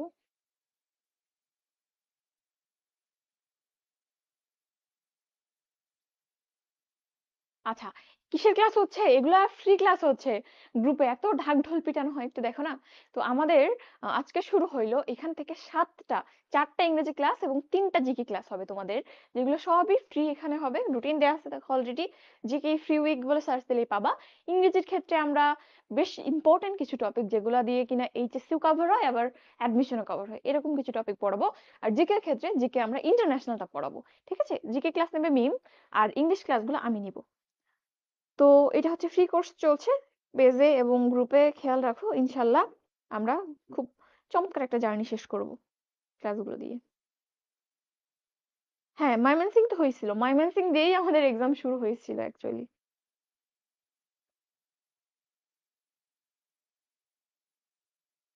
আচ্ছা, বলো কার কোনো কোশ্চেন আছে? আচ্ছা ম্যাডাম, ফুল কোর্স করতে চাই। তাই ফুল কোর্স করতে চাইলে আমাকে একটু নক দিও, আমি ডিটেলস বলে দেবো। অ্যাকচুয়ালি এখনো পর্যন্ত আমাদের ইংলিশ যে কোর্সটা, ইংলিশ কিন্তু আমাদের মেইন যে কোর্স গোল্ড ডিগার্স তার সাথে মার্চ করা। ইংলিশের ফ্রি অ্যাক্সেস বা ইংলিশের আলাদা অ্যাক্সেস এখনো পর্যন্ত নাই। বাট একটু কথা বলে দেখতে হবে যে ভাইয়া আলাদা করে ইংলিশ ভাষা ভর্তি হওয়ার সুযোগ দেয় কিনা। সাধারণত গোল্ড ডিগার্সে যারা ভর্তি হয়, আমাদের মিডিওলজি রুল সবাই নিশ্চয়ই জানো, যে গোল্ড ডিগার্সে ভর্তি হলে যাবতকালীন সমস্ত কোর্স, এক্সট্রালজি অর্থাৎ এক্সট্রা ইনফো কোর্স, অনুশীলনী কোর্স, লস প্রজেক্ট যেটা কিনা আমাদের সব থেকে পপুলার কোর্স, সবগুলো কিন্তু ফ্রি পাই। তো ইংলিশটা ওরকমই, যারা গোল্ড ডিগার্সে ভর্তি হয় তারা ফ্রি পায়। এখনো পর্যন্ত আলাদা করে ভর্তি হওয়ার সুযোগ সম্ভবত নাই। আমাকে নক দিয়ে রাখিও, আমি দেখি কথা বলে দেখবো। আচ্ছা, রুটিন দিতে বলছো, একটুখানি গ্রুপে যে প্রসেস সিলেক্ট করবা বা ইংরেজি জিকে ফ্রি উইক বলে সার্চ দিবা বা গ্রুপে যে আমার নাম লিখে আমার নামে ট্যাপ করবা, দেখবা আমার বিগত দুই একটা পোস্ট আগেই তুমি পেয়ে যাবা রুটিনটা। হ্যাঁ, যারা রুটিন চাচ্ছ একটু তোমরা মেডিলজি গ্রুপে যাও। গ্রুপে যে নিশাত তাসনিম আমার আইডি তো দেখতেই পাচ্ছ। তো আমার আইডি দিয়ে একটু যদি তুমি ট্যাপ করো তাইলে কিন্তু লিস্ট আকারে আমার সমস্ত পোস্ট পেয়ে যাবা। দুই একটা আগের পোস্টেই তুমি রুটিনটা পেয়ে যাবা। আর এখানে কমেন্টে এখনই ছবি দেওয়া যাবে না, আমি ক্লাসটা শেষ করে কমেন্টের মধ্যে ছবি দিয়ে দিব। লাইভে ছবি দেওয়া যায় না। আচ্ছা, আলহামদুলিল্লাহ।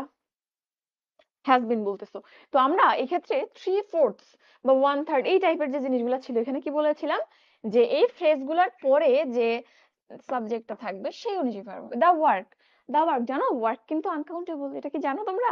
ওয়ার্ক কিন্তু আনকাউন্টেবল, তো এই যেহেতু আনকাউন্টেবল এবং সিঙ্গুলার, এজন্য ভার্বটা সিঙ্গুলার হবে। অর্থাৎ হ্যাভ বিন, ওয়্যার নাকি হ্যাজ কি হবে? Three ফোর্থস of the work has been finished হবে নাকি হ্যাজ ফিনিশড হবে? কাজ কি একা একা শেষ হয়ে যায় না, কেউ কাজ করে। তাইলে কাজ একা একা যেহেতু হয় না, প্যাসিভ হবে, হ্যাজ বিন হবে। ঠিক আছে, উত্তর হ্যাজ বিন। এবং ওয়ার্ক যে আনকাউন্টেবল এটা মনে রাখিও। ওয়ার্ক কাজ, তুমি যা কিছু করো সমস্ত কিছুই কাজ। এজন্য তুমি যে কথা বলতেছো এটাও কাজ, এই জন্য কাজ অ্যাকচুয়ালি গোনা যায় না, হিসাব করা যায় না।